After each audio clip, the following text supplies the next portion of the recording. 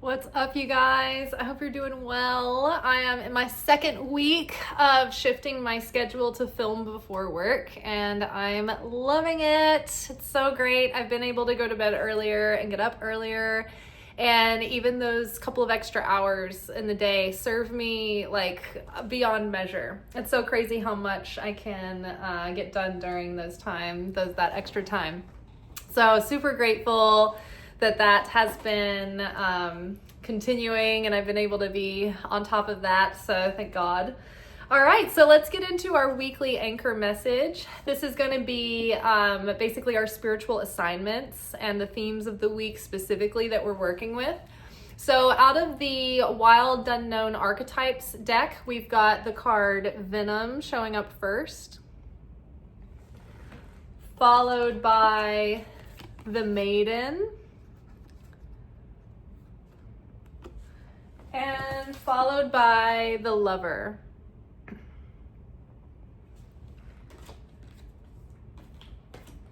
Underneath Venom, we have the Ten of Cups. Underneath the Maiden, we have the Emperor. And underneath the Lover, we have the Temperance card. So I'm going to let you guys listen to the audio, and then we'll come back and we'll discuss the cards in detail. We've entered into Advent, our descent into the darkness, so that the light can be reborn. It is during this time that we turn our own darkness into light, our bitterness into sweetness, and see what presumably went wrong actually went right. We're here to reclaim our fulfillment by purifying our discontent. Each day of December is a step in the mystical pilgrimage of the winter holy holidays. The prophecy of the coming Christ written in the cosmos played out in the sky for all of creation to see in the solstice. The darkest day of the year tells of Christ's crucifixion. For 3 days, the light is held in restriction, representing Christ's descent into the underworld. And then the light pierces the tomb as the stone is rolled away in the resurrection, when the light returns and our days begin to grow brighter again with the birth of the Son, or the Son, his Son. The birth of this Christ consciousness heralds the coming of a new day, new life, and the gift of salvation.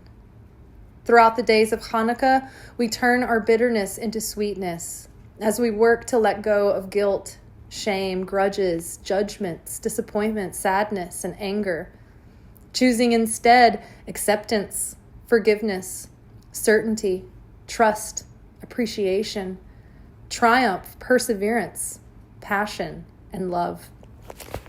There is something venomous and toxic that is standing between you and your true fulfillment. Toxic masculinity infantilized you in some way during your lifetime, probably starting at an early age, which left parts of you in a state of arrested development. This could be influences manifested in many forms, but now it's time to heal from this wound and take our power back. We cannot live in regret, which chains us to the past, nor can we live in wistfulness, because we dissipate into a spectral of reality that doesn't exist. This is a form of desire rooted in lack that leads to longing, sadness, disappointment, and despair. Instead, we must pull our focus to the present moment. We must rebelliously choose appreciation, gladness, and an active desire and a healthy longing for evolution and change, closeness with the Creator. As we diligently seek and choose to purify our hearts and souls, we gain power and dominion over the spirit behind those toxic influences and break free from its grip. Love fills the wound. Love fills the void. Love fills the mind, the heart, and the soul. For his banner over me is love. All right, you guys. So as I was saying, we are beginning the season of Advent. We are moving towards Christmas and Solstice and Hanukkah. And I, as a mystic, love the layered truths of all three of the significances that are happening here. To me, I get really annoyed when I see people on social media saying like, oh, it's not like this holiday is ours, not theirs. They stole it. They reappropriate it for this and that. Because what I think is happening, and as a mystic can see, is that the cosmos are always declaring and proclaiming the truth. And every part of the Torah and every part of the writings and the prophecies are always proclaiming the coming of the Messiah, the coming of Christ. So why wouldn't that be just as fitting for the physical realm to project that within through nature as well? So to me, and to many of the early mystics and early missionaries, what they saw in the pagans' recognition of solstice was consistent and paralleled to the good news, right? The gospel, the coming of Christ, the birth of the Christ in this world. And so what happens is we go into the darker days where the light is retreating, right? We're losing the light and we're moving towards the darkest day of the year, which is solstice. And so that represents, or that aligns with, when Christ died on the cross and Christ's physical light was snuffed out temporarily. And so Christ died in that moment, right? And so Christ's descent into darkness is marked, the crucifixion is marked in the solstice day, which is where the sun kind of stands still and the light is shrouded, and that is the shortest day of the year and the longest night of the year. And so for 3 days, the physical light doesn't change. It's like really, really dark, and we have very short days for like 3 days over the solstice.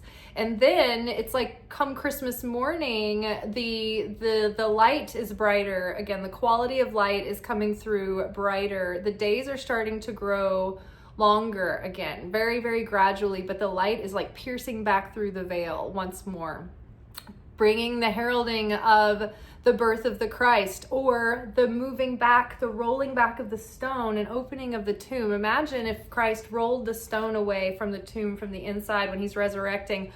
You'd have the first crack would be like the sliver of a fingernail moon, right? And so what is the light of the moon? It's reflecting the light of the sun. It's us, the vessel, reflecting the light of the Christ, right, in the world. So the sun, the returning of the light is, it parallels the truth of not only the birth of Christ, but also the ultimate destiny of Christ to die, to be in the underworld and overcome that underworld, spanning across 3 days. And then on that third day, he rose, right? So there is also tie-ins to Hanukkah. Like there's a few podcasts and a few experts on the holidays that I love to listen to in correlation during this time of year, because it helps me put together all of the ways they're interconnected. And so with Hanukkah, we go through these dark days and this feast of light is what we call it, because we light the candles and we focus on the light. That's the one holiday where we can connect fully to the light without having to earn it, without having to give something up or go through a process. But what the process is during this time is a sweetening of our bitterness. And so what we do, what we bring into the midst of this darkness is that we embrace this moment. And the Advent points out that we have this sort of like spiritual feeling of sadness or emptiness during this time of year, a little bit of loneliness, a little bit of longing, of wistfulness, and that's, you know, why we reach for the warmth of the lights and the cheer and the mirth. But what we are longing for is our connection with the light, to be lifted up and to be filled up, and that desire to be closer to God and closer to the Christ, right? And our understanding of that. And so it's like that sadness in us, it's like that is an opportunity. It's a quiet invitation not to wallow in seasonal depression, but to search out, okay, what what bitterness lingers in my life under the surface? What venom here is holding back my fulfillment? There's some kind of venom in my life standing in the way of my fulfillment. So how can I identify and name that bitterness? When Jacob wrestled the angel, what finally allowed him to overcome that angel, which the angel represents those powers that be that we struggle with and we wrestle with our sadness and our bitterness and our unacceptance of that thing that happened, and the darkness and our lusts and our appetites and all the ways that the darkness triggers us. And when we can wrestle with that and overcome it and hold dominion and strength over that, then we've conquered it. And one of the ways that we conquer those dark angels are saying, we're forcing them to name themselves, right? When you bring that bitterness and that sadness and that disappointment and that lingering fear, right, out from under the rug and into the light, what happens when you shine light in the darkness? It's obliterated. What happens when you see distorted images that are terrifying you in the dark? When you turn on the light, you see that they were just distorted clothing and things piled up in the corner. But to you in the darkness, they look like ominous monsters, right, that are threatening. So again, this time of year that tugs at our heart, it's like, look to see, okay, where is that? What is the name of that sadness? What's the name on that bitterness? What am I trying to mask with this addiction? Can I name that? Because when I name it, what happened when Jacob said, name yourself, that angel fled. Because the angel doesn't want to be recognized. It wants to hide in the shadows. It wants to remain anonymous and invisible, like it doesn't exist. The opponent is always gaslighting us, and it doesn't want us to name that angel, because then we have power over it and we can do something to change it. So this time is precious, and that pain is like sharing that Christ's pain. And it's sharing the pain of Adam, right, from the Garden of Eden, when Adam ate of the apple of the tree of knowledge of good and evil. That was in September. That was on their birthday, right? And so that's my timer going off. I've got to get up and turn it off. But he saw that was the time of year where the light started to diminish. And he thought that he had brought us back into being completely overtaken by darkness again. And so part of Hanukkah was that he said, I'm going to fast, and I'm not going to eat or drink anything until the light returns. And it wasn't until the 8th day, the day of miracles, the day that we transcend the 7 levels of the natural physical realm, and we go up into the realm of the miraculous, right? And that's where the feast of joy, the feast of lights comes. So again, not shying away from our pain, but being able to sit with it in an unwavering state. In the Gospel of Mary Magdalene, Jesus says, "Bless you, Mary, for not wavering at seeing me like this."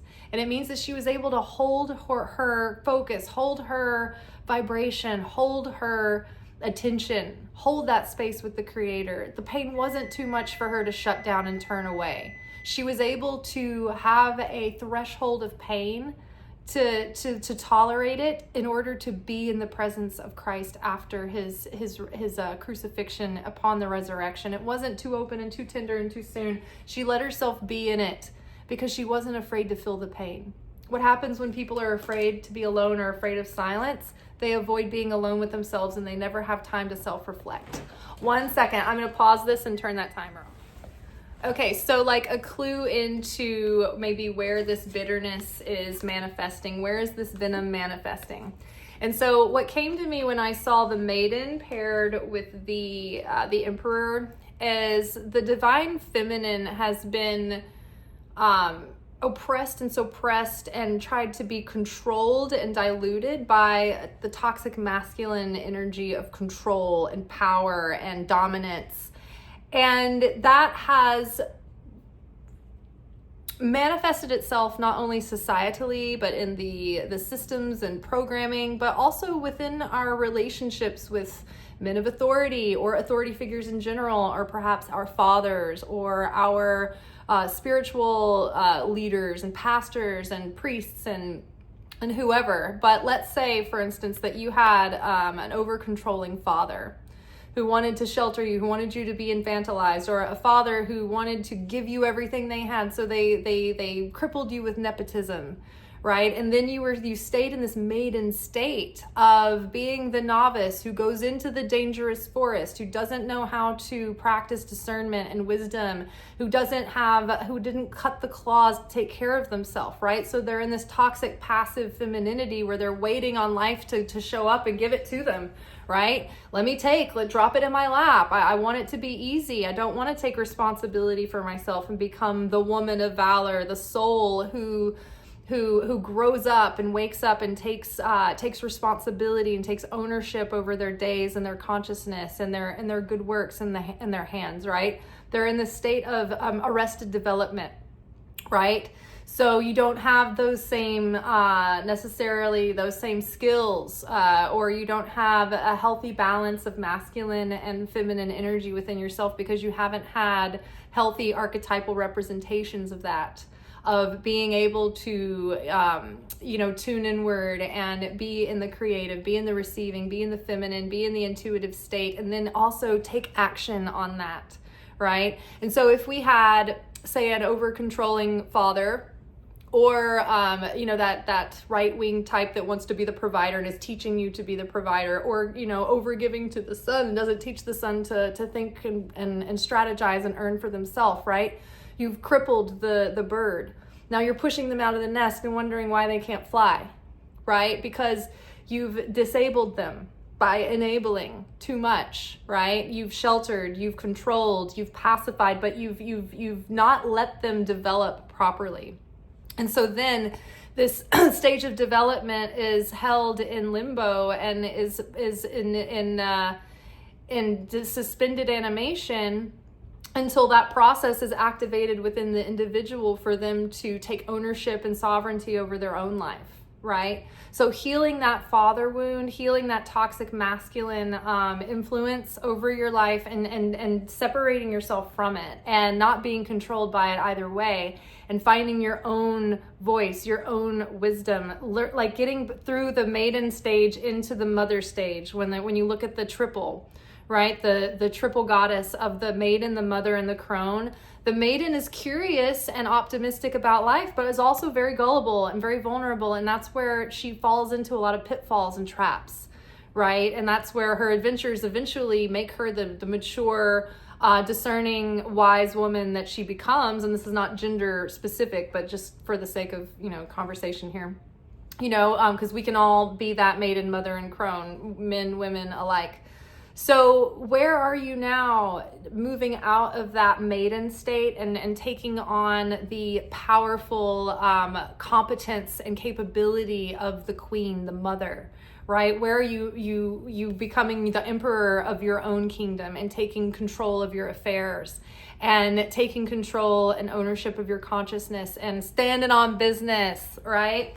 But this is a moment where we take that control and that power back, and we learn to grow up, and we own our part in the things that played out in our life, so that does sweeten the disappointments, right? When we realize that the mistakes didn't take us off path, but everything happened the way it was supposed to, and we can own our mistakes and we can own our choices, and that way, we don't feel like such a victim, and we don't feel so embittered, and we don't feel so disappointed.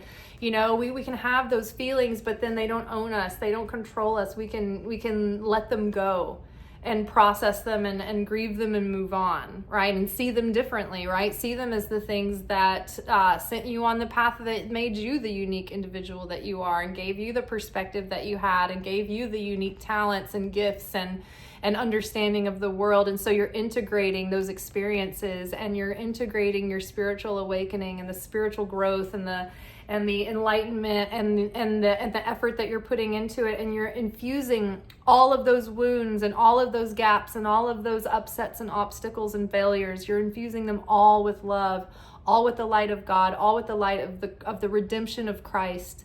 That everything that has happened, you're still perfectly accepted and worthy and valuable, and the Christ consciousness is coming through to put balm and salve and good news and redemption in those wounds. And it's just, we're just drawing closer to the Creator. This is this darkness, this cold weather, you know, that makes you want to get under the blanket with someone else and touch feet and eat food and watch movies. That's what the Creator feels too. And so knowing that this cold, dark season draws us closer, it gives us a greater desire to want to be in that space, that warmth and that inner peace and inner rest, right?